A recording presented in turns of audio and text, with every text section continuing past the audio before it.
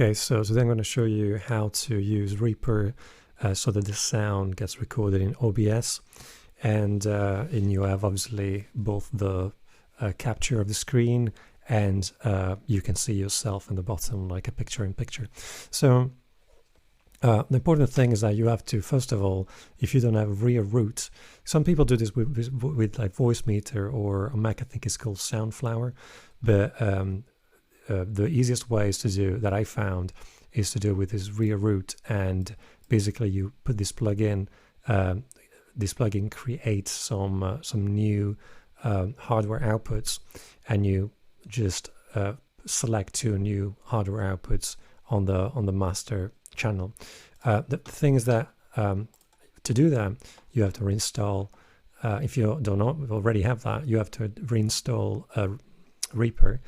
And you'll see that like in this box here, when you do a custom install, this box is unticked, rear root as your driver, and obviously you'll have to tick it.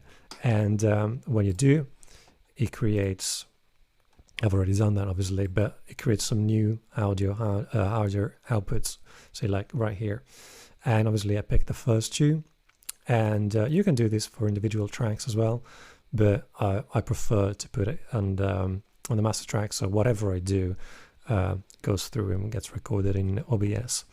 Let's say if I have a little track here, obviously now you can hear myself, and there's this channel right here, and you can hear my guitar, which is playing through Amplitude. You can hear a recording that I've just made. There's this channel here, and that's pretty much it. As long as obviously it's you are in recording mode, and you know the monitoring is on, which is this button right here. You should be able to hear everything. In OBS, you probably hear some clicking here. I think it's to do with latency. It's with the way my interface is set up. But it won't. You shouldn't be able to hear any clicking when you're in Reaper. It's just for me to show you how I've set it up. So obviously you need to have add a source, the display capture, and you go right click, add display capture. Obviously I've already done that. So in my properties you can see that these are basically the only options I'm given. This is the important bit. As your input, and you add that as well, you want the new version of OBS, and you will have as your input right here.